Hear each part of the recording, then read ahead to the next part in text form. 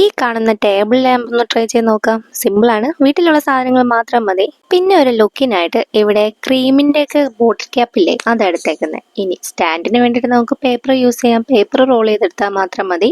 കട്ടിയിട്ടാനായിട്ട് ഒരു 2 paper roll ചെയ്തിട്ടുണ്ട്. Next tissue പേപ്പറും ഇതുപോലത്തെ ത്രെഡും നമുക്ക് വേണമെന്നുള്ള, അതുകൊണ്ട് ഒരു 8-10 ടിഷ്യൂ പേപ്പറെങ്കിലും വേണ്ടി വരും കേട്ടോ. എല്ലാ ടിഷ്യൂ പേപ്പറും ദേ ഇതിൽ കാണുന്നത് പോലെ നമുക്കൊന്ന് ഫോൾഡ് ചെയ്ത് എടുക്കണം. കുറച്ച് പണിയാണ് ഈ ഫോൾഡിങ്ങിന്റെ പരിപാടി. അത് കഴിഞ്ഞിട്ട് ഒരു വീഷറിയുടെ ഒരു ലുക്കിലിട്ട്, നമ്മുടെ ഈ ചൈനക്കാരുടെ ഒക്കെ വീഷറിയില്ലേ അതുപോലെ ഉണ്ടാവും. ഇനി അതിന്റെ സെന്ററിൽ നോക്കിയാൽ നമുക്ക് ത്രെഡ് ഇട്ട് കെട്ടണം. ത്രെഡ് കെട്ടിയതിന് ശേഷം നമുക്ക് അതിന്റെ സൈഡ് കൂടി ഒന്ന് കട്ട് ചെയ്തെടുക്കണം. ഇപ്പോൾ ഏകദേശം ഒരു ഐഡിയ കിട്ടിക്കാണുമല്ലോ. നമ്മുടെ ടിഷ്യൂ പേപ്പർ ഫ്ലവർ ഉണ്ടാക്കുന്നതാണ്. ഈ ഫ്ലവേഴ്സ് എല്ലാം കൂടിയാണ് നമ്മൾ വെച്ചിട്ട് ടേബിൾ ലാമ്പ് സെറ്റ് ചെയ്യുന്നത്. പിന്നെ ഈ ലോങ് വീഡിയോസ് ഇട്ടിട്ട് നമ്മൾ കുറെ നാളായില്ലേ, അപ്പൊ പിന്നെ ഇതൊരു ലോങ് വീഡിയോ ആയിട്ട് തന്നെ ഇടാന്ന് കരുതി. ഇനി ആ ഫോൾഡിനെല്ലാം ഇങ്ങനെ വിടർത്തുമ്പോൾ ഈ ഒരു ലുക്കിൽ കിട്ടും.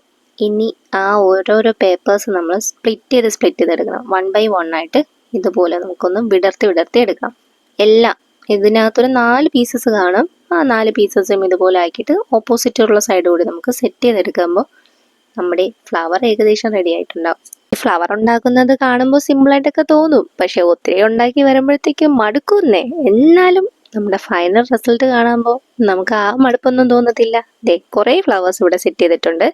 ഈ സംഭവം എല്ലാവരുടെ വീടുകളിൽ കാണും, ഫുഡൊക്കെ വാങ്ങുന്ന കണ്ടെയ്നർ. പിന്നെ നമുക്ക് സ്റ്റാൻഡ് കൂടി സെറ്റ് ചെയ്യണം. അതിനായിട്ട് നേരത്തെ നമ്മൾ സെറ്റ് ചെയ്ത് വെച്ചേക്കുന്ന ആ പേപ്പർ റോൾ ഉണ്ടല്ലോ, അതിനെയും കൂടെ വെച്ച് ഹോട്ട് ഗ്ലൂ ഗൺ യൂസ് ചെയ്ത് ഒന്ന് പേസ്റ്റ് ചെയ്ത് സെറ്റ് ചെയ്തെടുത്തു. ഇനി നമ്മുടെ ആ കണ്ടെയ്നറിനകത്ത് മൊത്തം, അകത്തല്ല പുറത്ത്, കംപ്ലീറ്റ് ഫ്ലവേഴ്സ് നമുക്ക് ഇങ്ങനെ സ്റ്റിക്ക് ചെയ്ത് കൊടുക്കണം. ഇങ്ങനെ ഒന്നിടവിട്ടോ അല്ലെങ്കിൽ മാക്സിമം ആ ഗ്യാപ്പ് ഒന്നും വരാത്ത രീതിയിൽ ഫ്ലവേഴ്സ് എല്ലാം നമുക്ക് സെറ്റ് ചെയ്ത് അറേഞ്ച് ചെയ്ത് കൊടുക്കുക.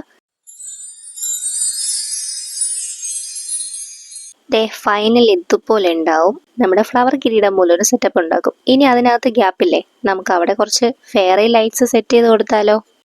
ഈ ഫെയറി ലൈറ്റ്സ് എല്ലാം നമുക്ക് അതിനകത്താക്കി ഒന്ന് സെറ്റ് ചെയ്ത് കൊടുക്കണം.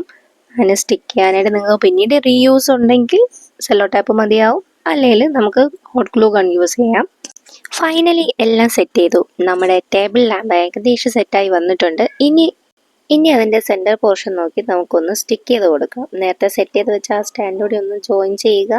ഫൈനലി നമ്മുടെ ടേബിൾ ലാമ്പ് ഇവിടെ റെഡി ആയിട്ടുണ്ട്. ലൈറ്റൊക്കെ ഒന്ന് ഓഫ് ചെയ്തിട്ട് നോക്കുവാണെങ്കിൽ സംഭവം സെറ്റാണ് കേട്ടോ. ഫെയറി ലൈറ്റിന് പകരം കുറച്ചുകൂടി ഗ്ലോയിങ് ആയിട്ടുള്ള ലൈറ്റ് യൂസ് ചെയ്താലും സംഭവം സെറ്റാണ്. ഒന്ന് ട്രൈ ചെയ്ത് നോക്കുക കേട്ടോ.